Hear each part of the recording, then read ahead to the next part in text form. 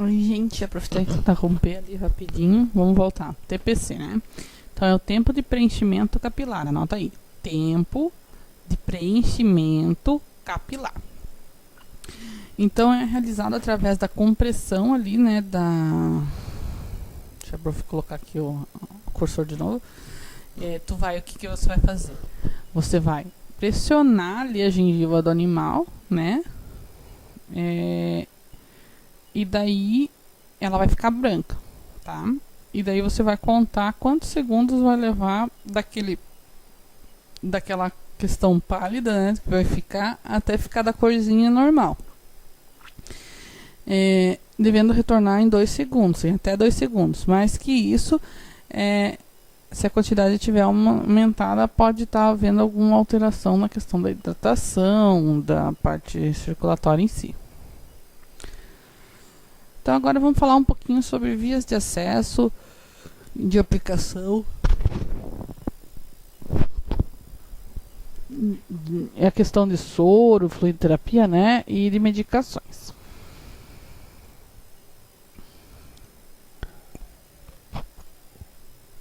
Então vamos lá. A via oral.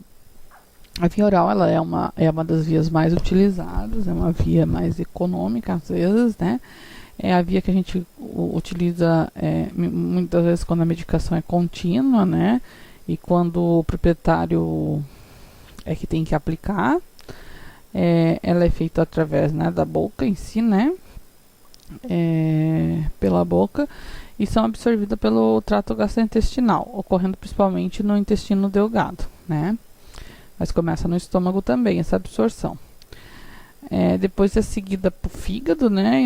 Onde é metabolizado. Uma boa parte é eliminada e uma parte é absorvida. Então diminui a concentração também.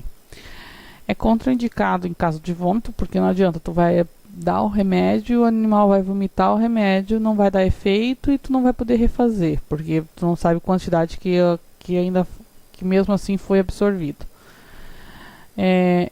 Existe, né, a forma de líquido, comprimido, na veterinária tem em forma de biscoito, pastas orais. As pastas são muito interessantes para gatos. A gente aplica na pata do animal, o animal vai lambendo até conseguir, né, tomar toda a medicação em si. Vias injetáveis, né? As vias injetáveis, conhecidas como vias parenterais, elas podem ser a subcutânea, intramuscular e intravenosa. A subcutânea, o que é? Entre a pele e o músculo. A prof vai colocar a imagem mais para frente, tá? A via intramuscular é no músculo em si. E a intravenosa é na veia.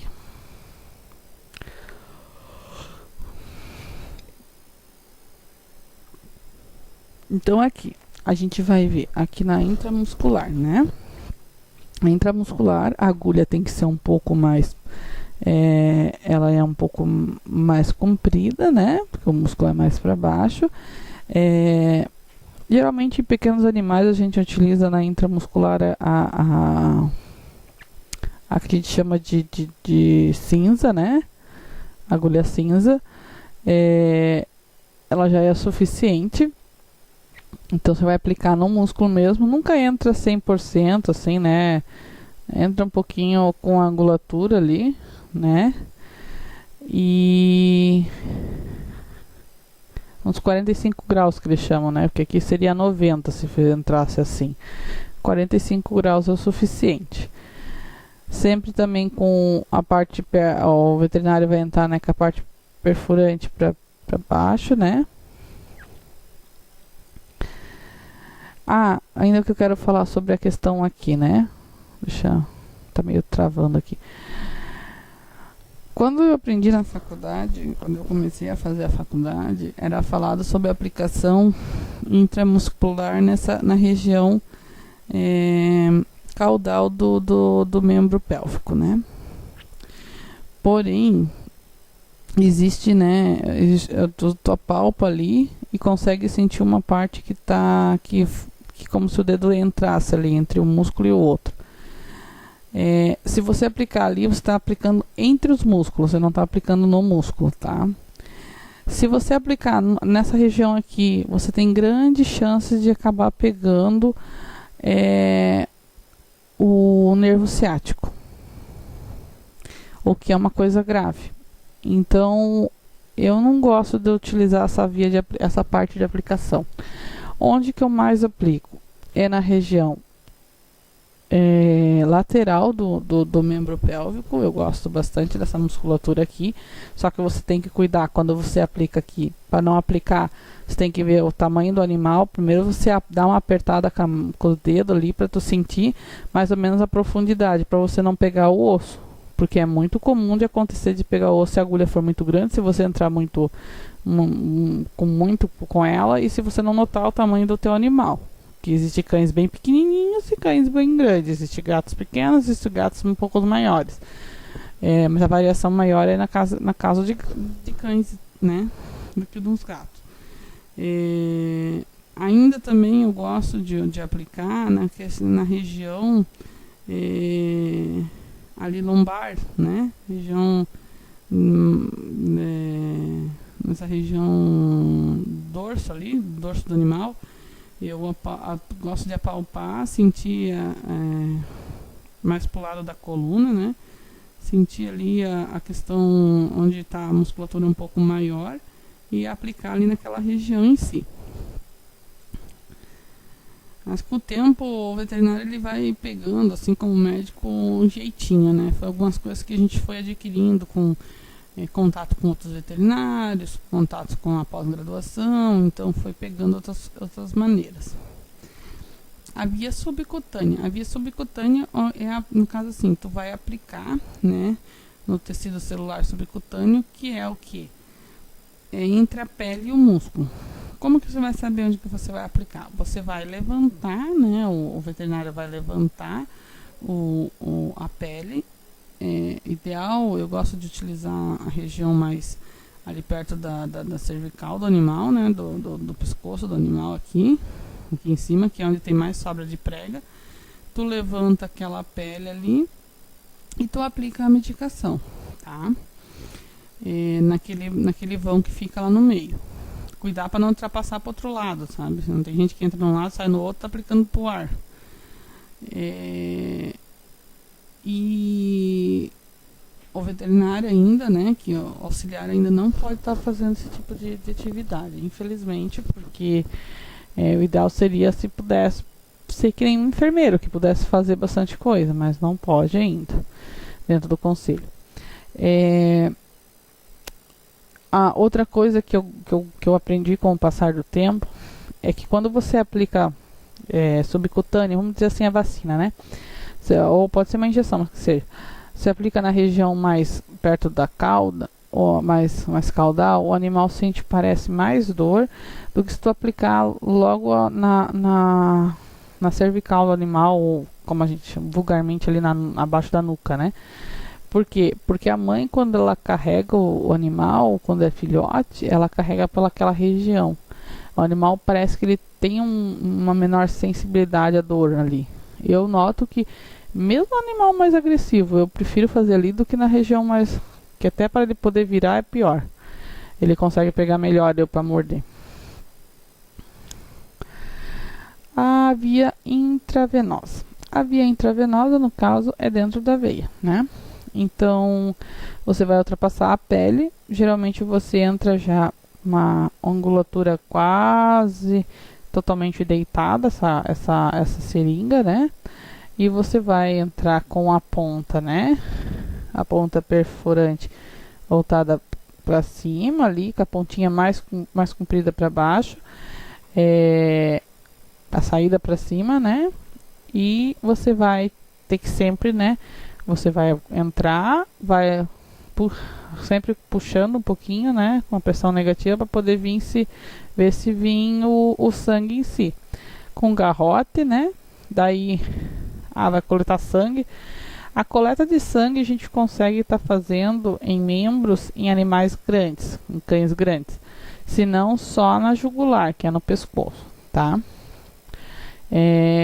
Mas para poder fazer a medicação ou colocar na fluidoterapia, então você faz nos membros, preferencialmente os membros torácicos, e depois, se faltar, né, se o animal ficar muitos dias internado, você vai pro pélvico. Então, existe ainda a questão dos catéteres, né? Então, isso a professora vai falar mais para frente, mas o catéter, ele não fica a agulha lá dentro, no caso do catéter. Já no caso do scalp, ele é uma agulha mesmo que fica lá dentro. É mais dolorido, é mais econômico. Então, ainda tem gente que utiliza.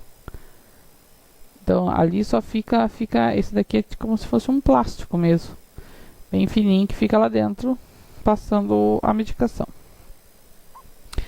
A via retal. A via retal, ela é geralmente utilizada em animais que os outros meios estão prejudicados. Então, um exemplo, o animal está lá convulsionando, tu não consegue estar colocando, ele não está na fluida, ele chegou convulsionando, você não consegue estar aplicando uma medicação oral porque o animal está convulsionando, está com a boca ali, né? Ele vai se afogar.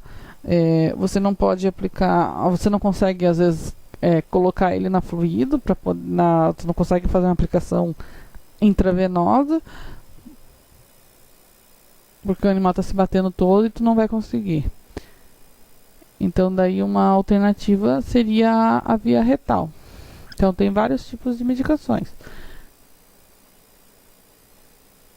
Tem medicações também, a questão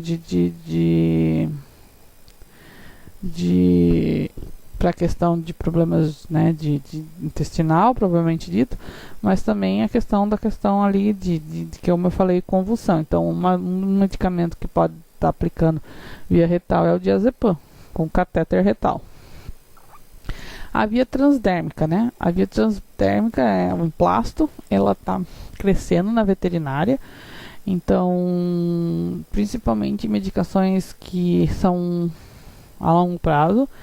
Então, existe já emplastos na veterinária, né, que é manipulado, né, de nitroglicerina para quando tem problemas cardíacos, né, alguns problemas, né, não todos. Existem alguns de escopolamina, né, para enjoo, clonidina, que é para hipertensão arterial, fentanil, que é o que é mais comum utilizado como emplasto, que é para aliviar dor. Daí o que vai acontecer? Ele vai liberando ao longo do tempo, 15 dias, 30 dias, e doses pequenas, né? Existe ainda a via inalatória, né, que é um número menor de medicamentos que eles são na forma de gás, né, que é a via inalatória em si. Sendo necessário um maior monitoramento na questão da quantidade de dose versus o tempo que tu vai aplicar. E é muito utilizado na anestesiologia, né? Então, existe os anestésicos inalatórios, que são gás, né? A fluidoterapia. Agora a gente vai falar um pouquinho sobre fluido em si. Então, existe a cânula metálica, como eu já falei para vocês, que ela é mais barata, que seria o scalp ou agulha propriamente dita, que tem validade de 48 horas. Geralmente era mais utilizado antigamente, hoje em dia poucos veterinários ou humanos, eu não vejo mais usar o scalp. Utilizam para coletar sangue de bebê, o scalp, mas não para deixar na fluido. Existe as plásticas, que é o catéter, né? Então, o catéter plástico, ele é aquele que eu falei para vocês. Tu entra, é uma agulha dentro e por fora vem um plásticozinho. Quando você conseguiu acessar, você tira a agulha de dentro e fica só o plásticozinho lá fora. Lá fora não, lá dentro da veia. E aqui é o catéter em si. Ele pode ficar até 4 dias. Então, se o animal ficar internado mais do que 4 dias, você tem que modificar um membro, o veterinário tem que modificar um membro da aplicação. o equipo. Existe um equipo de macrogotas e microgotas. Por que é importante vocês aprenderem isso? Porque quando o veterinário chegar lá na clínica e falar assim, eu vou colocar o animal na fluidoterapia, eu quero que você pegue um scalp, um catéter, um catéter, e quero que você pegue um equipo de macro, de microgotas, e para esse animal aqui, você tem que ter noção do tamanho do animal, qual que você vai pegar aproximadamente. Geralmente o veterinário até fala, mas você tem que ter noção do que é cada coisa. E para poder ir montando, separando, para o veterinário poder só fazer. Então, ali é o macro e o microgotas. Ele quando tu precisa uma quantidade maior de líquido entrar no corpo mais rapidamente, você utiliza um de macrogotas. É a longo prazo, pode ir mais lentinho, usa um de microgotas. Ou o animal é menor. Então, a velocidade da fluidoterapia, ela pode levar à morte do animal. Se você colocar uma fluidoterapia muito rápido, você pode causar um edema pulmonar, um acúmulo de líquido no pulmão. E daí, o que vai acontecer? O animal vai acabar morrendo afogado, como a gente diz, né? Que é o pulmão cheio de líquido em si. Existem então vários tipos de fluidos. Existem fluidos, os mais do dia a dia que a gente utiliza é o fisiológico a 0,9% de cloreto de sódio, a solução glicosada 5%, né? Você tem que cuidar muito com diabéticos. O ringer simples e o ringer lactato, né? E os tamanhos dos frascos, eles variam de 100 ml a 1 litro. Então você tem que ver, eu só vou colocar ele na fluido para poder aplicar uma medicaçãozinha que não vai demorar muito, consigo estar aplicando rapidamente. Então posso utilizar às vezes uma fluidoterapia de 100 ml, só um frasquinho de 100 ml. Eu preciso já aproveitar e vou hidratar o animal, e essa medicação ela tem que levar 24 horas, ou ela tem que levar 12 horas. Você pega uma quantidade maior, né? Um litro de fluido. O animal também é maior ou menor, né? Então, algumas complicações que podem acontecer devido à cateterização. Pode causar um hematoma, principalmente hematoma acontece bastante quando a gente está procurando ali, quando o animal está muito desidratado ou ele é muito pequeno, é difícil de tu conseguir encontrar corretamente a veia ali.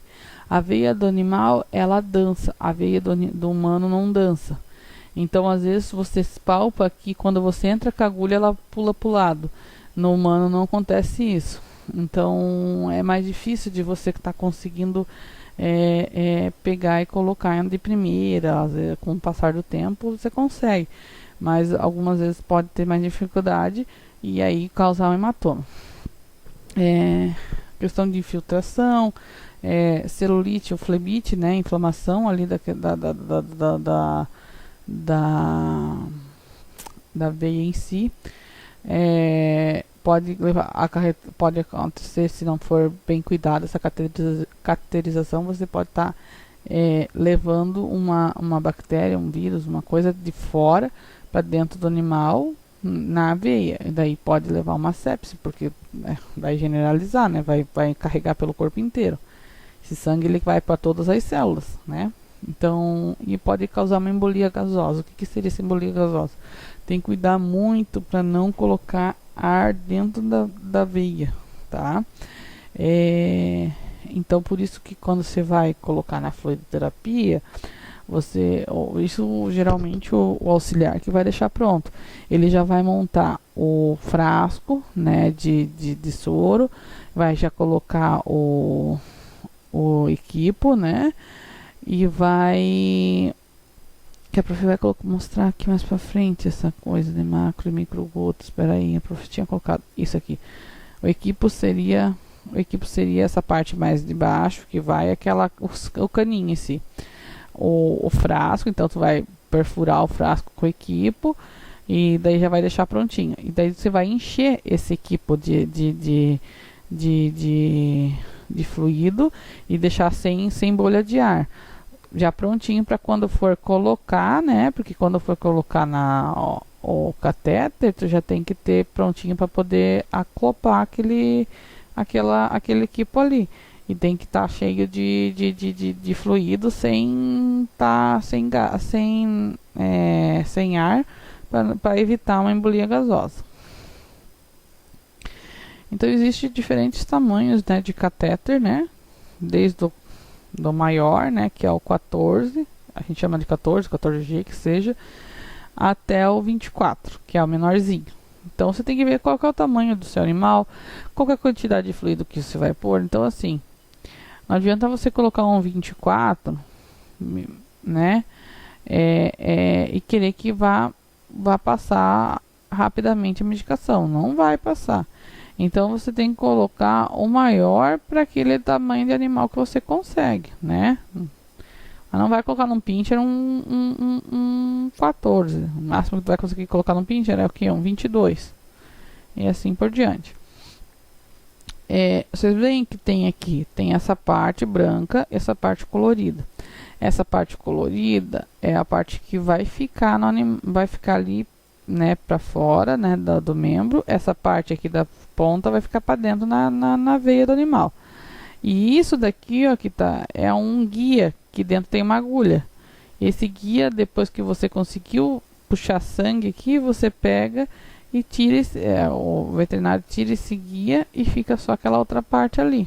E daí acopla a fluido em si. Então, um pouquinho sobre o fluido. Então, existe o soro fisiológico, né, solução de cloreto de sódio ali, a 0,9%, que é utilizado para o restabelecimento do fluido e dos eletrólitos.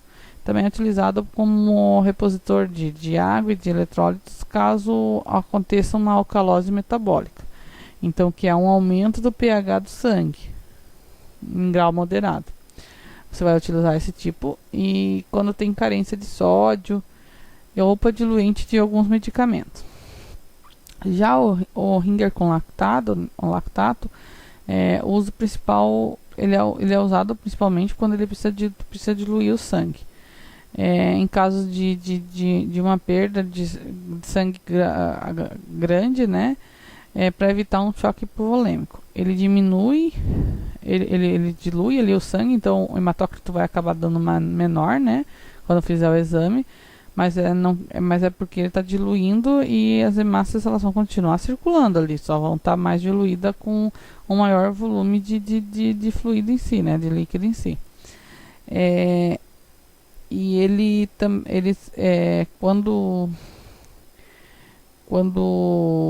como também ele proporciona um aumento ligeiro do teor alcalino dos líquidos extracelulares, agindo com o desvio ácido básico no sentido da acidose. Então, se o animal tiver com uma acidose metabólica, você utiliza um Ringer com lactato. Se você tiver um animal com uma alcalose metabólica, você vai utilizar um soro fisiológico. Se você utilizar ao contrário, você vai prejudicar o animal. Aí existe ainda o Ringer simples, né? Que é utilizado para reidratação, né? Restabelecimento eletrolítico também para prevenção e tratamento da acidose metabólica, né? O excesso de acidez no sangue. Ele também é utilizado quando há perda de cloreto, de sódio, de potássio e de cálcio. E aí existe a solução, né, com glicose a 5%, que é uma fonte de energia, né, a glicose em si, que é absorvida pelas células. Ele é utilizado na medicina veterinária ou na medicina humana como um nutriente energético, por via endovenosa. Então, geralmente, animais que estão em jejum, essas coisas assim, a gente utiliza para suprir, ou animal que teve hipoglicemia. Tem que cuidar com animais diabéticos. Agora a gente vai mudar para outra aula, só, né? Então vamos lá. Agora a gente vai falar sobre a nutrição dos animais, tá? Então, na nutrição dos animais, a alimentação ela é conhecida hoje em dia como a industrializada e a caseira. A alimentação caseira, ela são alimentos caseiros que são preparados por si só como base de ingredientes, tais como arroz, carne, legumes. Essa preparação é feita para o animal mesmo, ela não é o resto da nossa alimentação, que é conhecida como alimentação caseira, tá? Se o tempo de preparação dessas refeições ela é frequente, ela é frequentemente recompensada pelo reforço da ligação afetiva, né? Então tem como inconveniente o fator do custo. Ela é mais cara do que se tu comprar a ração. Outra dificuldade dela é que é de se conseguir um alimento equilibrado que contenha as proporções corretas de proteína, lipídio, cálcio, fósforo, fibras, vitaminas e oligoelementos. Essa alimentação hoje já é conhecida. Aqui em Joinville a gente tem eu chamo de restaurante pet, né? Existe um local ali na rua Campos Sales, tá? A professora não vai falar o nome, mas vocês procuram. Eles vendem alimentação caseira. O que você faz? Você vai no seu veterinário, né? Existem veterinários hoje em dia que são especializados, né, em alimentação caseira. A prof, se eu atender, eu vou passar o básico. A prof tem curso de nutrição básica, né? Eu fiz uns cursos ali mas não sou especialista na área. Então, mas existe nutricionista veterinário em Joinville. Então, ele vai passar a quantidade certinha do que o animal vai ter que se alimentar, porque é que nem humano, né? Não adianta um médico comum ir lá e passar a quantidade. Quem tem que passar é o nutricionista. Quantidade de arroz, aí o que ele vai fazer? Ele vai fazer uma receita, vai fazer as receitas. Quantidade de arroz, um tipo de carboidrato, um tipo de lipídio, quantidade de proteína, assim por diante. E aí, geralmente, o que eles fazem? Fazem tudo isso e tu coloca uma suplementação junto. Coloca um pozinho de suplemento por cima da alimentação, para poder fazer corretamente. Os alimentos industrializados. Os industrializados, a principal vantagem é que o alimento, de fato, ele vai fornecer ao animal todos os elementos indispensáveis, né? Para o desenvolvimento harmonioso e crescimento regular. Também uma das vantagens é que ele é um pouco mais, ele é mais em conta, por mais que tu compre uma ração cara, ainda é mais em conta do que tu comprar, tipo, carne, quantidade certa e alimentos para poder fazer bem certinho. Eles são elaborados cuidadosamente, né? Então ele segue a parte industrial ali de regra sanitária, né? De alimentação, eles seguem a mesma que é utilizada para alimentação humana. As duas vantagens adicionais ainda e não menos importante do que desse tipo de alimentação é o fato do seu custo, né? Então, como eu já tinha falado, a preparação caseira ainda também ela exige mais tempo de preparação. Já a industrializada tu já só coloca para o animal comer. Então a industrializada ela tem 3 tipos, né? Ela tem a úmida, a semi-úmida e a seca, tá? Então diversos fatores eles explicam a opção dos donos pelos alimentos secos, né, particularmente, do que pelos alimentos secos com uma elevada quantidade. Então a performance e a economia, então os alimentos são completos e perfeitamente equilibrados, então por isso que muitas vezes acabam sendo o mais indicado. A ergonomia e o caráter prático, então já está tudo prontinho, né, e é conservado por mais tempo. Então daí temos o alimento seco, né, que é os croquetes, né, a vantagem é que não sofre alteração depois da abertura, são nutritivos e são econômicos, são mais econômicos que os alimentos úmidos. Só esse seco assim, a gente diz que não sofre, a prof vai colocar o cursor aqui, peraí, que não sofre alteração se tiver certinho. após a abertura do saco, mas tem que estar sempre o saco lacradinho, né, fechadinho, bem amarrado, a boca do saco, e os pacotes, eles têm um conservante que é colocado, então o ideal é não tirar, o pessoal tira, né, então o ideal é assim, se tu quiser tirar do pacote, para não ficar abrindo todos os dias, você tira, mas você tira assim, para uns 5 dias só, você não tira para um mês inteiro, porque senão, primeiro que acaba tirando, eles conservam melhor o sabor, o odor, né, o cheiro, que são os principais atrativos para o animal querer comer. E também eles perdem os nutrientes. A desvantagem, né, então é que ele requer uma ingestão maior de água, né, e eles sofrem alteração, então, se eles forem armazenados em lugares úmidos. Os alimentos semi-úmidos, né, eles têm uma vantagem que é a grande apetência, né, então a embalagem é mais prática com dosagem diária, né. A desvantagem é que requer uma conservação em frigorífico ou congelador, alterações, uma vez que é aberta a embalagem, pode causar alterações. Sofrem alterações também quando mantido em local úmido, né? E sofrem uma fonte de intolerância digestiva para alguns gatos. Então aqui, a composição de 4 tipos de alimentação caseira num quilo, mas quando assim, né? Então, existe, né? Tu vai fazer ali, vamos dar um exemplo, né? Então, faz assim, o alimento 1.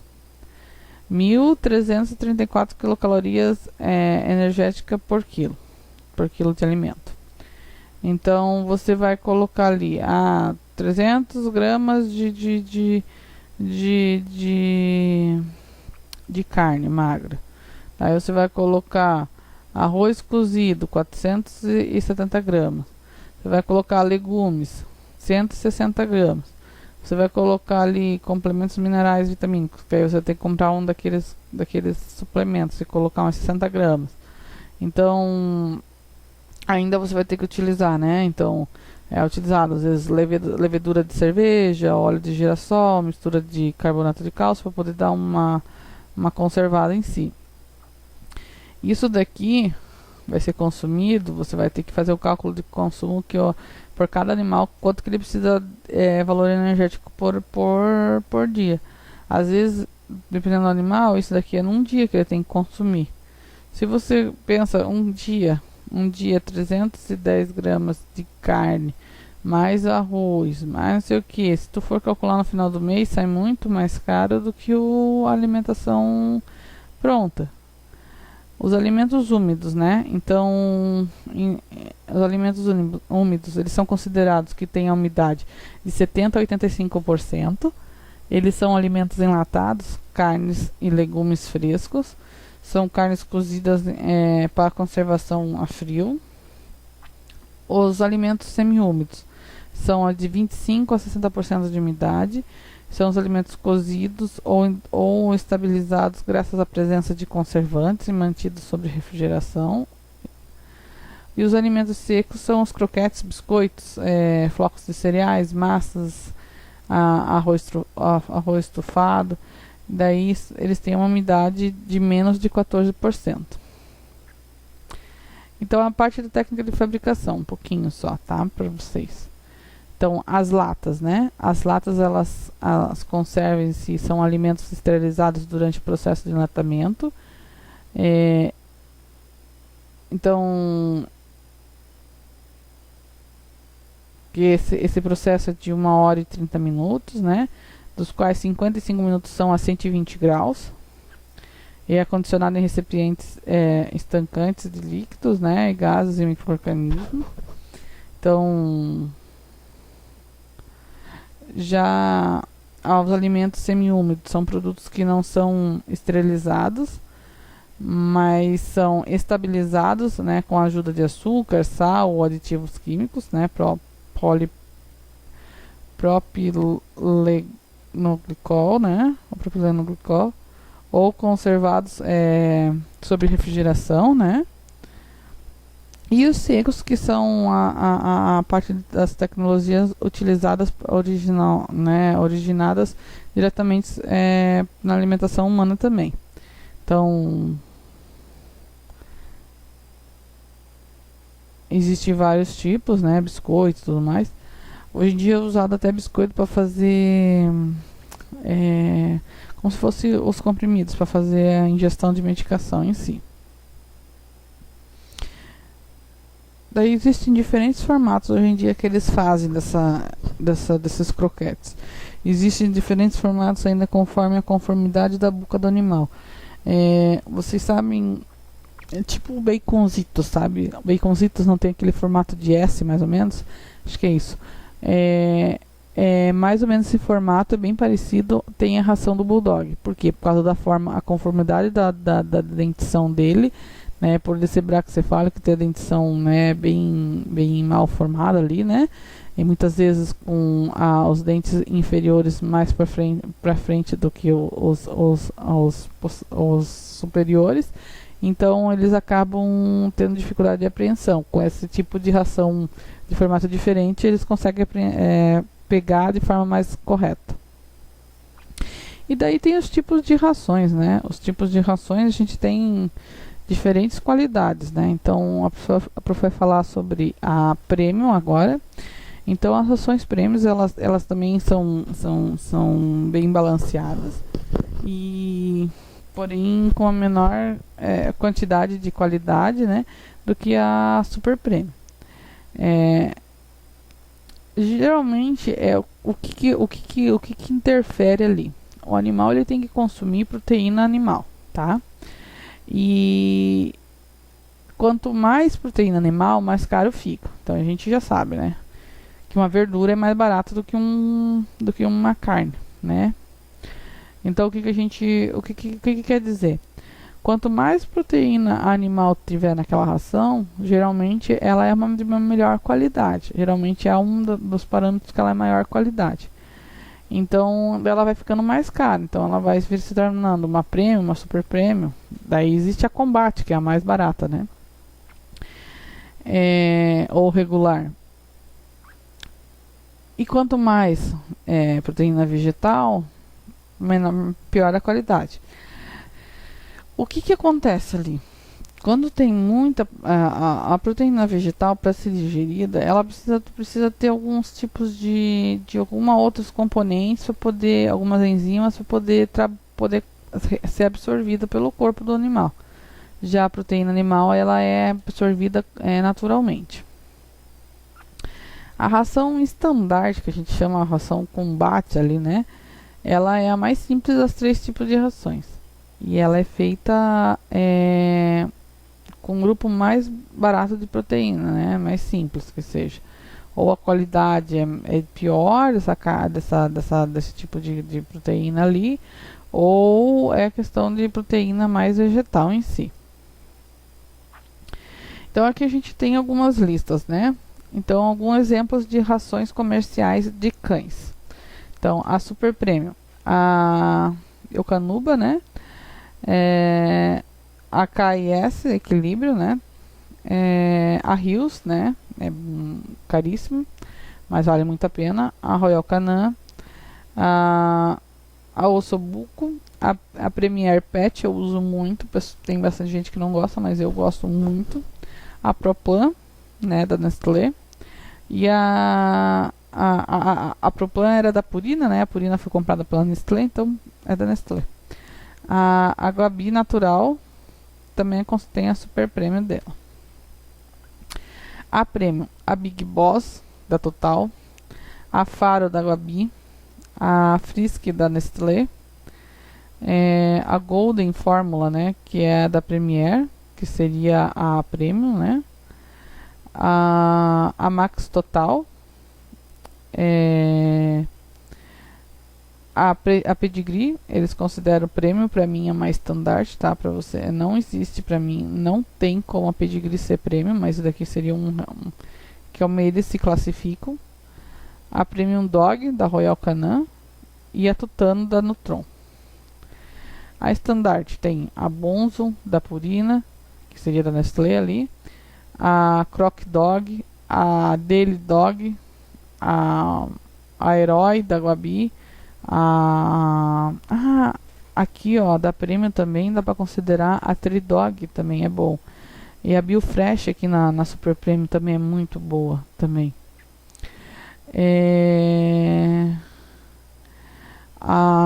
Tem essa Frolic ali, né? A Herói, a Pedigree Champ, tem a Selecton, a Nutridog. Aí aqui a gente, agora que a gente conhece aqui por, né, deixa eu ver. Tem bastante marca que agora são novas, que tem bastante dessas estandarte também. Seria assim, ó, pro animal sobreviver, né, mas não quer dizer que a nutrição vai estar saudável totalmente. O que eu noto muito disso daqui, ó, mas está sobrevivendo tanto quanto o Super Premium. Tá sobrevivendo, mas esse animal aqui, muitas vezes, ele começa a apresentar doenças, novo, e esse daqui não. E a longevidade. Hoje eu vejo que animais que utilizam Super Premium, eles estão tendo uma longevidade de vida muito grande. 17, 18, 19 anos, 20 anos, tá? Cães. Alguns exercícios para vocês, tá? Hoje seria isso para vocês, tá? Então, exercício. Cite a vantagem e desvantagem da alimentação caseira. Cite a vantagem e desvantagem da alimentação industrializada. Perante essas respostas, qual tipo de alimentação você indicaria para um proprietário? Tá? Você como auxiliar também vai ajudar. Muitas vezes vai estar lá na agropecuária, vai no pet shop e vai estar ajudando também. Tirando as medicamentosas, que daí não é de parâmetro do auxiliar em si. Então seria isso para vocês hoje. Um abraço, tudo de bom. E não esqueça de mandar o exercício para a prof, tá? Que a prof tá pegando a frequência através do exercício. Não esqueçam de fazer pergunta, gente. Vocês não têm feito pergunta, tá? Ou estão entendendo tudo, ou não estão entendendo nada. A prof tá ficando na dúvida. E a prof tá com muita saudade de vocês. Um beijo, tá? Tudo de bom.